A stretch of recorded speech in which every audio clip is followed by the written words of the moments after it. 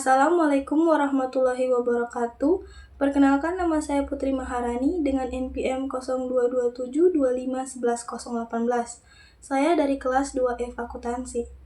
Pada kesempatan kali ini, saya akan mempresentasikan hasil analisis laporan keuangan dari perusahaan PT Bima Sakti Pertiwi dari periode 2022 sampai 2023. Baik, saya akan menjelaskan sedikit mengenai PT Bima Sakti Pertiwi.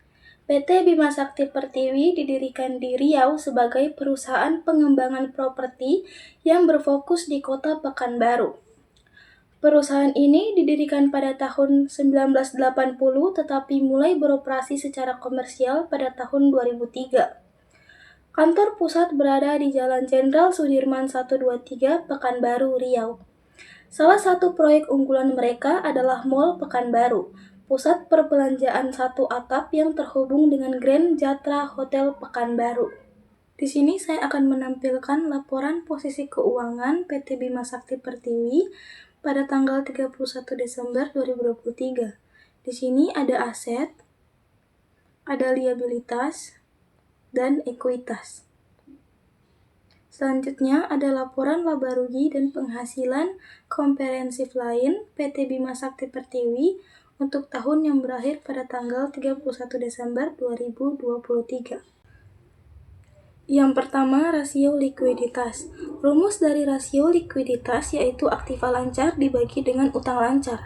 Nah, pada tahun 2022, jumlah aktiva lancar yaitu 15.595.085.333 dibagi dengan utang lancar 18.479.870.061, hasilnya 0,82601.656, kita bulatkan menjadi 0,83.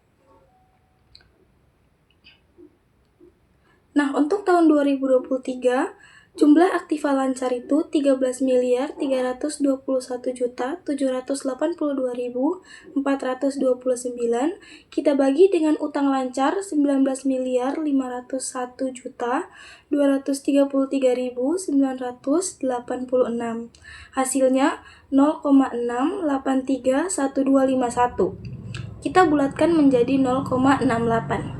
Nah, untuk rasio likuiditas ini mengalami penurunan dari 0,83 menjadi 0,68. Hal ini menunjukkan kemampuan perusahaan dalam memenuhi kewajiban jangka pendek semakin menurun.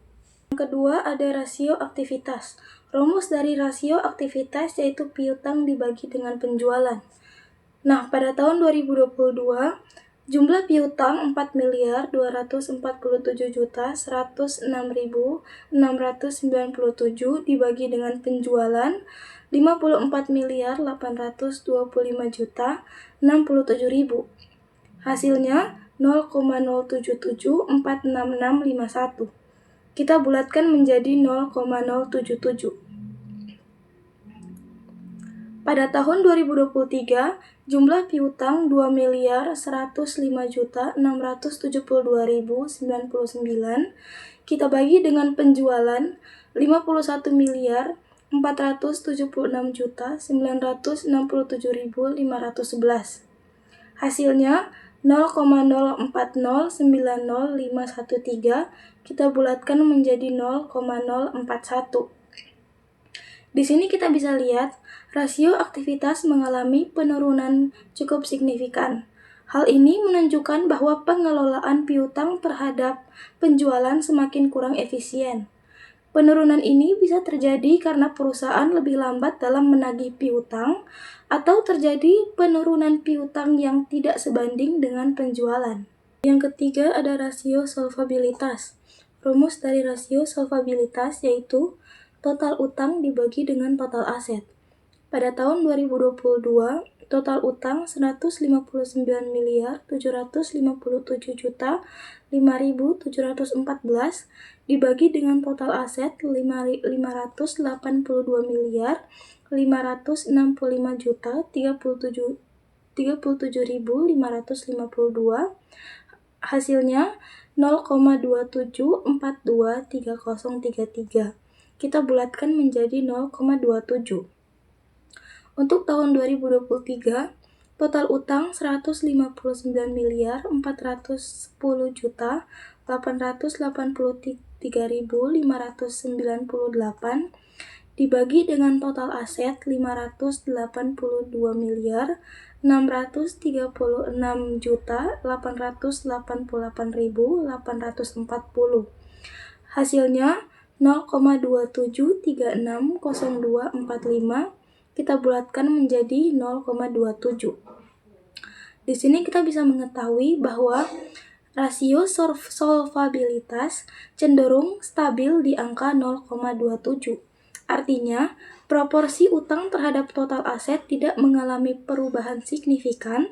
Kondisi ini menunjukkan struktur pemodalan perusahaan relatif aman, karena ketergantungan terhadap utang masih terkendali. Yang terakhir ada rasio profitabilitas. Rumus dari rasio profitabilitas yaitu laba bersih dibagi dengan modal saham.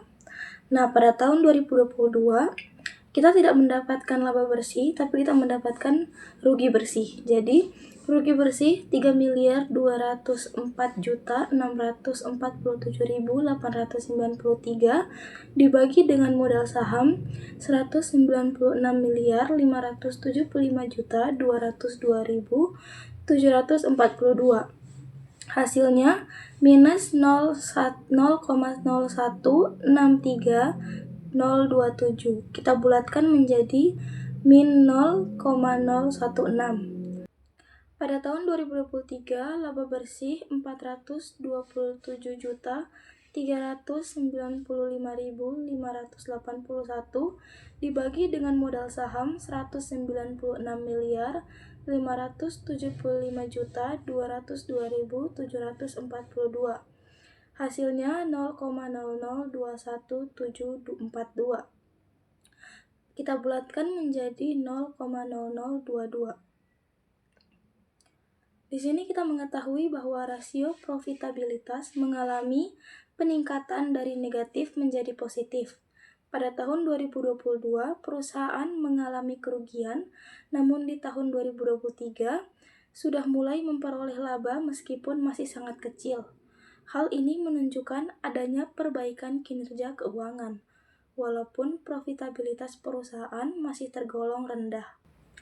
Baik, itu tadi hasil analisis laporan keuangan PT Bima Sakti Pertiwi untuk periode tahun 2022 hingga 2023. Secara garis besar, PT Bima Sakti Pertiwi sedang dalam masa pemulihan kinerja yang baik. Namun, manajemen perlu lebih fokus pada pengelolaan aset lancar untuk memperkuat posisi keuangan jangka pendek. Demikian presentasi UTS dari saya. Mohon maaf jika ada kesalahan kata. Terima kasih atas perhatiannya. Wassalamualaikum warahmatullahi wabarakatuh.